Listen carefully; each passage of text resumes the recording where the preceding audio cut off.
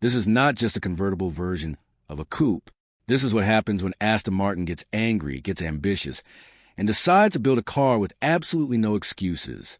This is the DB12 Volante, and I'm going to tell you why this might just be the perfect Aston Martin. You have to understand where this car came from to understand why it's so important.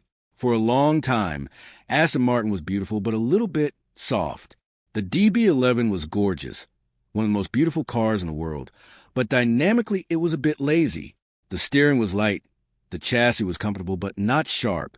The interior was mostly old Mercedes parts. It was a great GT, but it wasn't a great sports car. Aston knew that. And when Lawrence Stroll took over, he basically said, no more. The DB12 is not a facelift of the DB11. They say 80% of the parts are new, and when you see it and drive it, you believe them. And the Volante, the convertible, is the ultimate expression of it. Because historically, Volante is a sacred word at Aston. It goes back to 1965, short wheelbase Volante, Peter Townsend, all that history. It has always meant the drop top. That doesn't compromise. The one that is just as desirable, if not more desirable, than the coupe. So let's just stand here and look at it for a second, because this thing stops traffic. Like, literally, people stop walking and stare. And it's not because it's loud or vulgar. It's because the proportions are impossible. That endless hood, that cabin pushed so far back, those huge 21-inch wheels that fill the arches perfectly. The new front end is so much more aggressive than the DB11. That giant grille, they made it 56% larger. It's got this dark chrome, black chrome, and actually feeds air to that monstrous engine. And those new headlights, the little 6-block LED with the laser-like daytime running lights. When they sweep at you at night, you know exactly what it is from a mile away. And then you get to the side profile, which is where the Volante really wins over the coupe for me. The coupe has that fastback roof, but the Volante, when the roof is down, that rear deck is so long, so flat, so clean, with that subtle upturned ducktail spoiler that automatically deploys at speed. It looks like $1 million speedboat. It looks more expensive than it is. And it is expensive. Let's talk about that roof, because this is engineering obsession. It's an 8-layer fabric roof, not a metal folding hardtop, like a lot of rivals do. Why? Because metal roofs are heavy. They ruin the center of gravity. They take up the entire trunk, and they ruin that beautiful silhouette. Aston developed this K-fold roof. K stand for kink. It folds in 2 places. It folds incredibly low and incredibly fast. 14 seconds to open, 16 seconds to close. And you can do it at up to 31 miles per hour, up to 50 kilometers per hour. So if you're in traffic and it starts to rain, you're not that guy panicking on the side of the road. But the magic is when it's up. 8 layers. 8. There's sound deadening, acoustic insulation, rubber, fabric, all layered. When you're inside with the roof up, you cannot tell this is a soft top. Aston says they improved acoustic insulation by 34% over the DB11 Volante. You get on the highway, roof up, you can whisper to your passenger. Then you press a button, 14 seconds later. The sky is your roof. You hear everything, you smell everything. That's what a true Volante should be. 2 cars in one. You pull the flush door handle. It presents itself. The door opens on that famous swan hinge. It lifts up 12 degrees as it opens, so you never ever scrape on a curb. A little detail that shows how much thought they put in, and you get inside. And this is where DB11 owners are going to be shocked. Forget everything you knew about old Astons. This interior is completely new. Everything you touch, you see, you feel, is bespoke to Aston Martin. No more Mercedes switchgear from 2015. In front of you, a 10.25-inch digital driver display. Crisp, beautiful, fully configurable, with maps that actually look modern. And in the center, a new 10.25-inch touchscreen, 1970 by 720 resolution, capacitive multi-touch, built on Aston's own software. It has wireless Apple CarPlay, wireless Android Auto, over-the-air updates, and it finally works as good as it looks. But they didn't just throw in a big iPad and call it a day. They kept physical buttons for what matters: temperature, volume, exhaust, suspension, drive modes, all real milled aluminum buttons with perfect knurled edges. The drive mode selector is this little piece of jewelry in the center console. The gear selector button's still on top, PRND, but now they have beautiful backlighting. And the materials. My God, the materials. This car is hand-built in Gaydon, England. Bridge or leather, semi-aniline, so soft you want to sleep on it. You can get Alcantara, you can get carbon fiber weave that is actually woven, you can get open pore wood, you can get titanium mesh. The seats are 12-way adjustable, heated, ventilated, with 3D quilting that takes 16 hours to stitch. The Bowers & Wilkins audio system is 15 speakers, 1170 watts, double-amped, with speakers and a headrest, and it automatically adjusts its EQ and sound staging depending on whether your roof is up or down. So with the roof down at 80 miles per hour, it still sounds like a concert hall. You sit low, the hood stretches out in front of you forever. You see those fender peaks, and you feel like you're in something special, something expensive, something handmade. Now, let's press that glass start button. You hold it. It pulses red like a heartbeat, and then that noise under the hood, the old V12 is gone. I know purists are upset, but listen to me. This new engine is a monster. It's a 4.0-liter twin-turbo V8, sourced from Mercedes-AMG at its core, but Aston Martin rips it apart in their own factory. They put in their own larger turbochargers with lower inertia, so they spin up faster. They put in a completely new compression ratio, new camshafts, new cooling system, new exhaust. The result is not a Mercedes engine anymore. It's an Aston engine. 671 horsepower at 6,000 revolutions per minute. 800 newton-meters of torque. That's 590 lb-ft. From just 2,750 revolutions per minute all the way to 6,000 revolutions per minute. That's a flat wall of torque. It's 34% more power than the DB12 Volante. It's more power than the old DB11 V12 Volante had. From AV8, it's made into an 8-speed ZF automatic rear-mounted.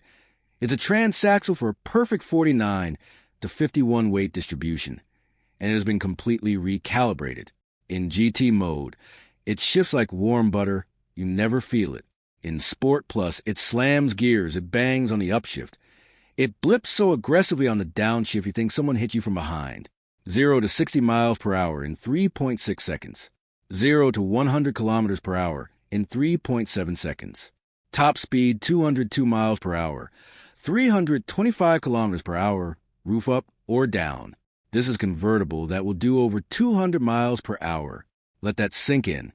But again, numbers are boring. What does it feel like? I drove this car roof down on a cold morning, and first, in GT mode, it's unbelievable. The suspension, it has new Bilstein DTX adaptive dampers. They are so clever, they have 5 times more bandwidth than before.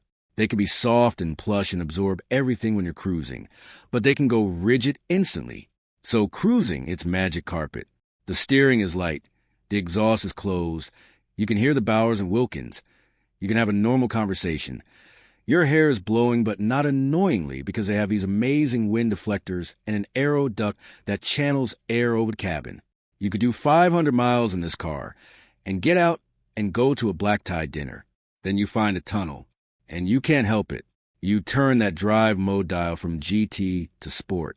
The instrument cluster turns red. The exhaust valves snap open.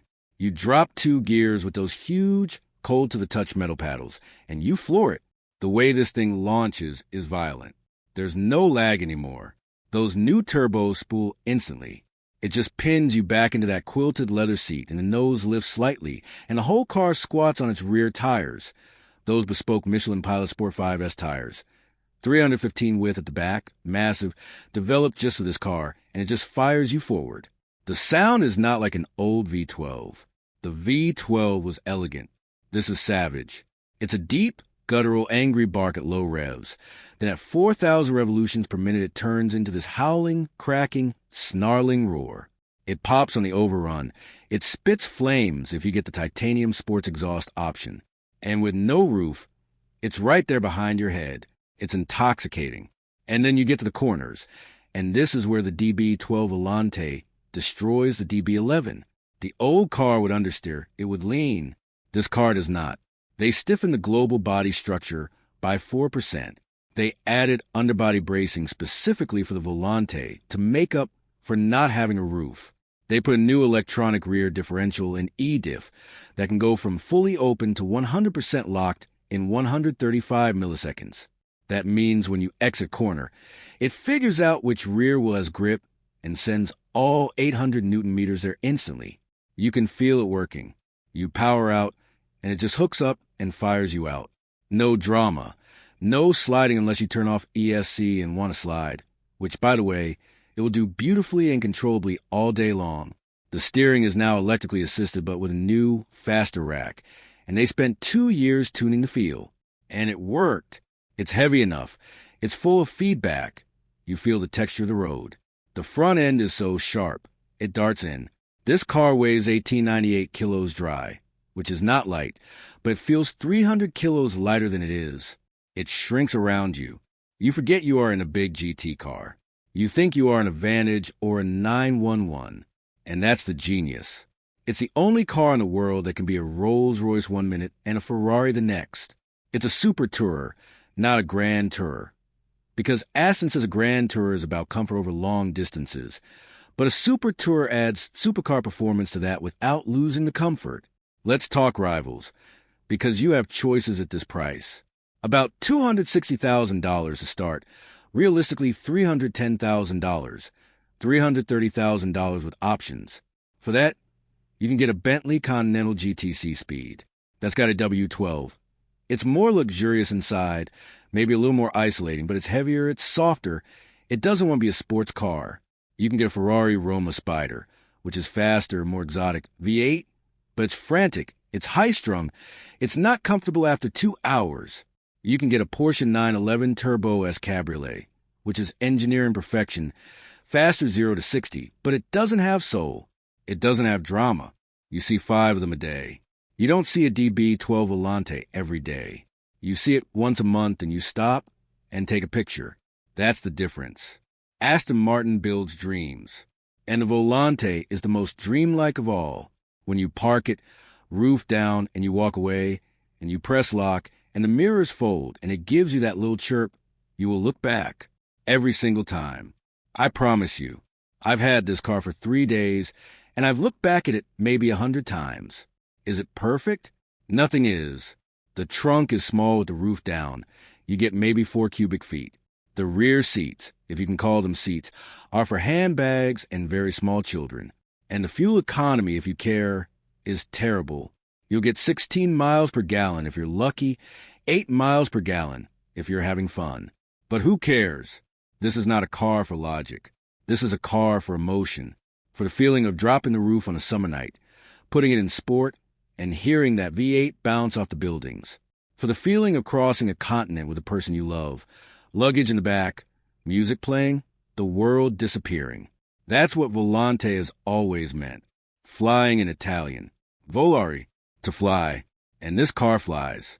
So that's the DB12 Volante. The most complete, most beautiful, most ferocious drop-top Aston has ever made. If you had the choice, would you take this Volante, or would you save a little weight and take the coupe? Let me know in the comments below. I read every single one. If you enjoyed this deep dive, please give this video a thumbs up. It helps the channel more than you know. Subscribe and hit the bell, because next week we are taking this Volante on a 1,000-mile road trip through the mountains, and we are going to find out if it really is the ultimate super tourer. Thanks for watching, and I'll see you on the next one.